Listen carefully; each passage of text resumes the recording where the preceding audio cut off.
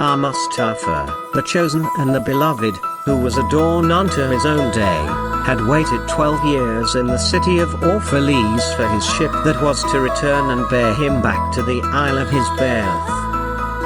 And in the 12th year, on the 7th day of Elul, the month of reaping, he climbed the hill without the city walls and looked seaward, and he beheld his ship coming with the mist.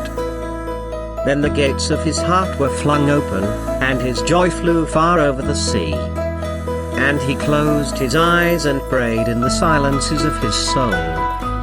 But as he descended the hill, a sadness came upon him, and he thought in his heart, how shall I go in peace and without sorrow? Nay, not without a wound in the spirit shall I leave this city. Long were the days of pain I have spent within its walls, and long were the nights of aloneness, and who can depart from his pain and his aloneness without regret?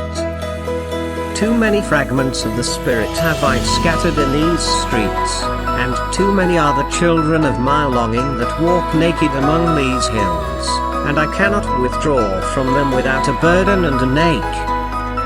It is not a garment I cast off this day, but a skin that I tear with my own hands.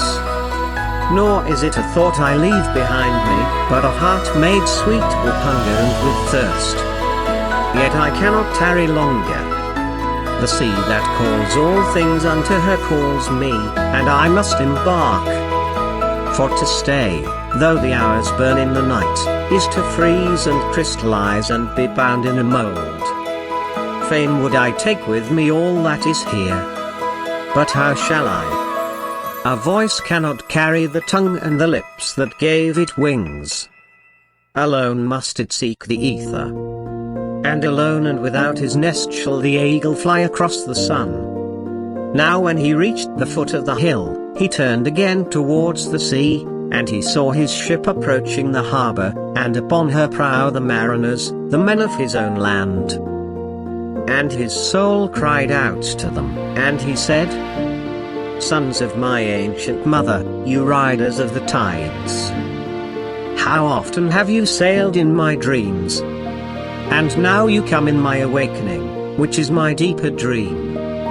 Ready am I to go, and my eagerness with sails full set awaits the wind. Only another breath will I breathe in this still air, only another loving look cast backward. And then I shall stand among you, a seafarer among seafarers. And you, vast sea, sleepless mother, who alone are peace and freedom to the river and the stream. Only another winding will this stream make, only another murmur in this glade. And then shall I come to you, a boundless drop to a boundless ocean. And as he walked he saw from afar men and women leaving their fields and their vineyards and hastening towards the city gates. And he heard their voices calling his name, and shouting from fields to fields, telling one another of the coming of his ship.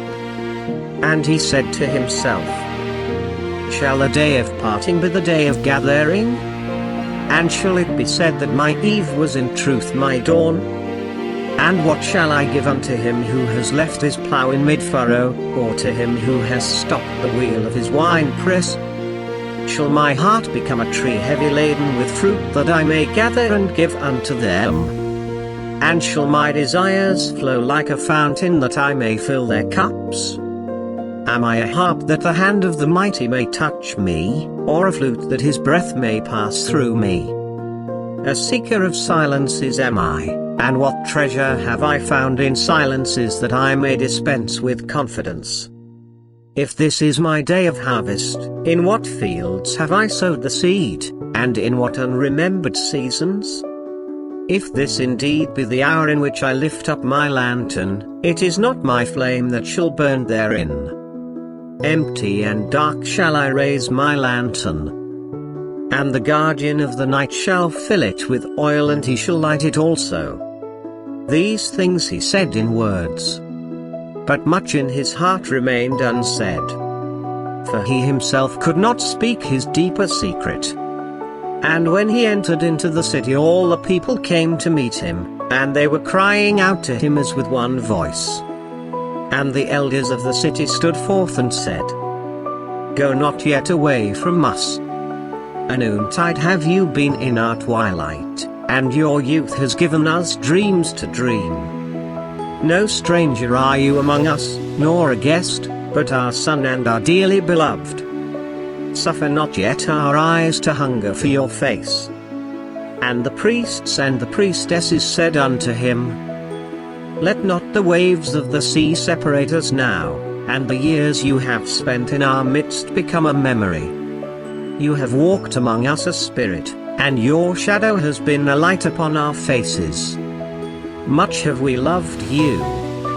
But speechless was our love, and with veils has it been veiled.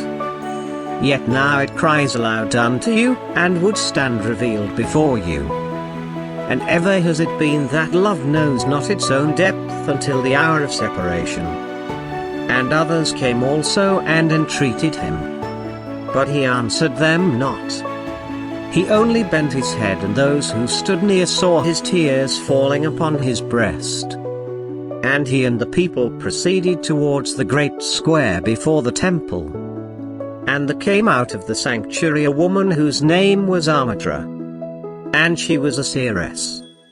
And he looked upon her with exceeding tenderness, for it was she who had first sought and believed in him when he had been but a day in their city. And she hailed him, saying, "Prophet of God, in quest of the uttermost, long have you searched the distances for your ship.